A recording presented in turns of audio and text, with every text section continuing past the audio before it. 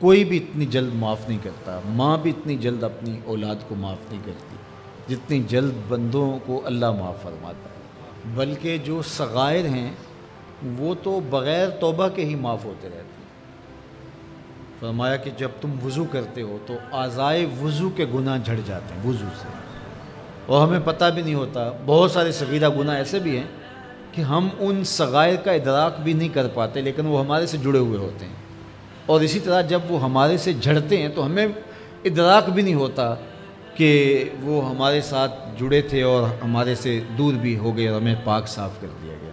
ایک نماز سے دوسری نماز تک کا وقت درمیان کے اندر ہونے والے گناہوں کا کفارہ ہے۔ ایک جمعہ دوسرے جمعے تک، ایک رمضان دوسرے رمضان تک گناہوں کا کفارہ ہے۔ تو یہ اللہ کی کرم نوازیوں کے اعلان ہے۔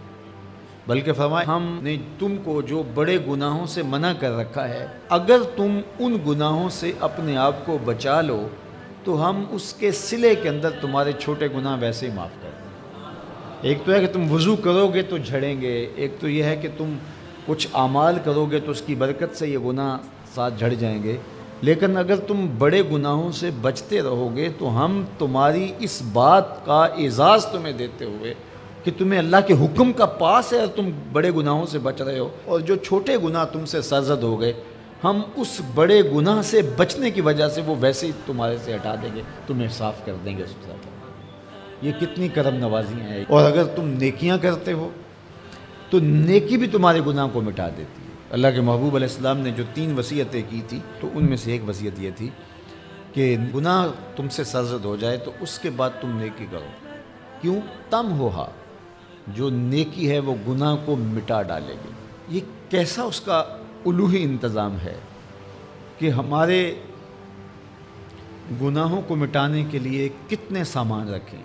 چھوٹے گناہ سرزد ہو گئے ہیں تو وضو کرنے سے، نماز ادا کرنے سے معاف ہو گئے، صدقہ کرنے سے معاف ہو گئے، کسی کو مسکرا کر ملنے سے معاف ہو گئے، رستے میں پڑی ہوئی چیز ہٹا دی تو اس سے معافی ہو گئی، دروشی پڑا تو گناہ معاف ہو گئے اور خطائیں دھل گئیں اور درجات بلند ہو گئے، اور نیکی کی تو 7 گناہ بھی معاف ہو گئے۔ تو باقی رہی بات کہ کبیرہ گناہ، بڑی بڑی باتیں، تو شرک سے بڑی بات تو کوئی نہیں ہے، سب سے بڑا گناہ تو شرک ہے، لیکن اگر بندہ توبہ کر لیتا ہے تو اللہ شرک کو بھی معاف کر دیتا ہے۔ ایمان شرک سے برات کا اظہار ہے تو شرک بھی معاف ہو گیا، ورنہ شرک معاف نہیں، اور باقی کبائر بھی توبہ سے، رجوع اللہ سے معاف ہو جاتے ہیں۔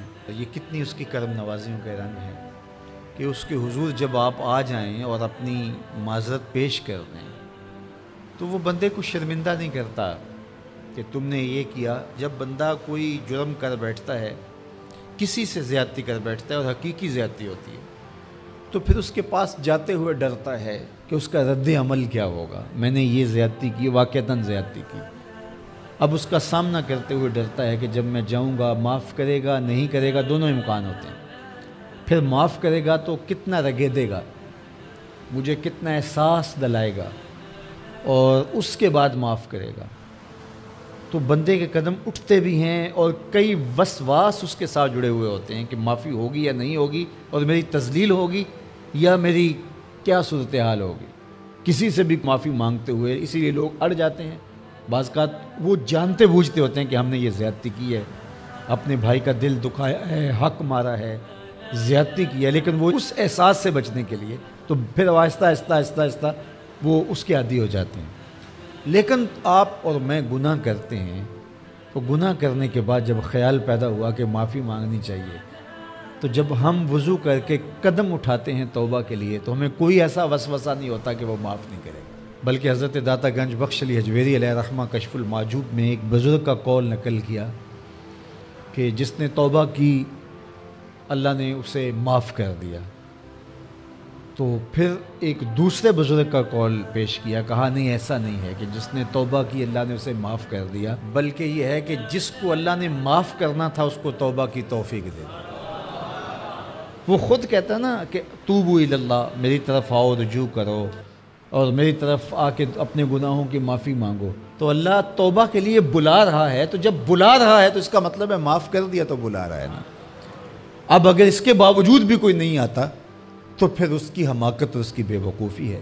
ارشاد فرمایا الا انبئکم، کیا میں تمہیں خبر نہ دوں بے اکبر الکبائر، جو بڑے بڑے گناہ ہیں ان کی۔ وہ ہمہ تن گوش ہو گئے کہ جی حضور ارشاد کیجئے۔ تو آقا کریم نے جو پہلی بات ارشاد فرمائی الاشراک باللہ، اللہ کے ساتھ کسی کو شریک ٹھہرانا ہے، اس کی ذات میں، اس کی صفات میں، اس کے افعال میں کوئی شریک نہیں، وہ وحدہ لا شریک ہے۔ دوسری بات حضور نے جو ارشاد فرمائی وہ ہے وعقوق الوالدین، والدین کی نافرمانی۔ امام فخر الدین رازی نے تفسیر کبیر میں لکھا ہے کہ انسان کے وجود کا سبب حقیقی ذات باری تعالیٰ ہے اور سبب مجازی والدین ہیں۔ تو اس لیے گناہوں میں جو بڑے گناہ ہیں، اکبر الکبائر جو ہیں، ان میں سے دوسرا بڑا گناہ اللہ کے محبوب علیہ السلام نے عقوق الوالدین کو بیان فرمایا۔ تو والدین کے ساتھ حسن سلوک کرنے کی ہمیں تلقین کی گئی، اور یہ شریعت اسلامیہ کا ہم سے تقاضا ہے۔ اور ویسے بھی اولاد اگر طبعاً فطرتاً شکر گزار ہو تو وہ ہو ہی نہیں سکتا کہ وہ اپنے والدین کی نافرمانی کرے۔ اللہ کے محبوب علیہ السلام نے ایک موقع پہ ارشاد فرمایا کہ ملعون من سب اباہ، ملعون من سب اباہ، وہ شخص لعنتی ہے جو اپنے ماں باپ کو گالی دیتا ہے۔ تو کتنی سخت مذمت کی گئی اس شخص کی جو والدین کی نافرمانی کرتا ہے۔ ایک موقع پہ حضور علیہ السلام نے فرمایا رغم انف ثم رغم انف ثم رغم انف، 3 مرتبہ فرمایا۔ اس شخص کی ناک خاک آلود ہو، پھر اس کی ناک خاک آلود ہو، پھر تیسری مرتبہ فرمایا اس شخص کی ناک خاک آلود ہو۔ تو قیلا من یا رسول اللہ صلی اللہ علیہ وسلم، عرض کی یا رسول اللہ کس کی ناک خاک آلود ہو؟ تو آقا کریم علیہ السلام نے فرمایا من ادرک ابویہ عند الکبر احدہما او کلیہما فلم یدخل الجنہ، جس نے والدین کو، ایک کو یا دونوں کو، بڑھاپے میں پایا اور جنت میں داخل نہ ہو سکا، اس شخص کی ناک خاک آلود ہو۔ اور یہ تیسری بات ارشاد فرمانے سے قبل حضور نے تکیہ چھوڑ دیا تھا۔ حضور ٹیک لگائے تشریف فرما تھے، لیکن جب حضور یہ بات ارشاد فرمانے لگے فجلس وکان متکئا، تو حضور بیٹھ گئے اور حضور نے تکیہ چھوڑ دیا، اور حضور نے فرمایا الا وقول الزور، سن لو، تیسری چیز جھوٹی بات کرنا ہے، جھوٹ بولنا ہے۔ تو یہ ہے اللہ کے محبوب علیہ الصلاۃ والسلام کا سخت تاکید کرنا جھوٹ سے اپنی امت کو بچانے کے لیے۔ اچھا، یہاں ایک بات رک کے یہ سمجھ لیں کہ جھوٹ بہت بری چیز ہے، لیکن شرک اس سے بڑا گناہ ہے۔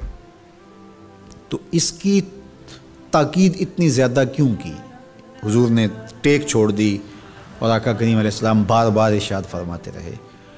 تو اس کی وجہ یہ ہے کہ شرک کو بڑا گناہ سارے سمجھتے ہیں۔ اسی طرح ماں باپ کی نافرمانی ہر شخص سمجھتا ہے کہ یہ بہت بڑا گناہ ہے، اور اگر کوئی شخص ماں باپ کا بے ادب ہو، گستاخ ہو، تو لوگوں کی نظروں میں بھی وہ گر جاتا ہے کہ یہ برا شخص ہے کہ ماں باپ کے ساتھ بدسلوکی کر رہا ہے۔ تو یہ دو گناہ ایسے ہیں کہ جو لوگوں کو اچھی طرح معلوم ہے، لیکن عمومی طور پہ جھوٹ بعض معاشروں کے اندر یوں رچ بس جاتا ہے کہ اس کو عیب نہیں سمجھا جاتا۔ اس لیے حضور نے اس پر خاص تاکید کی اور ٹیک چھوڑ کے آگے بڑھے، اور پھر بار بار ارشاد فرماتے رہے کہ اس کو چھوٹا نہ سمجھنا۔ جس طرح اکبر الکبائر میں شرک ہے، اکبر الکبائر میں عقوق الوالدین ہے، اسی طرح یہ بھی اکبر الکبائر میں شامل ہے کہ کوئی شخص جھوٹ بولے۔ تو جھوٹ بولنا یہ اللہ کی ناراضگی کا سبب اور ذریعہ ہے۔ تقریباً 200 قرآنی آیات جھوٹ کی مذمت اور جھوٹ سے بچنے کی تاکید اور ترغیب میں ہیں، اور سینکڑوں احادیث جھوٹ کی مذمت میں اور جھوٹ سے دامن کو بچانے کی تلقین پر مشتمل ہیں۔ تو اس لیے اللہ کی بارگاہ میں یہ دعا مانگیں کہ اللہ ہمیں جھوٹ کے مرض سے نجات دے، اور ہمیں ہمیشہ سچ اور سچائی کی توفیق سے مالا مال کرے۔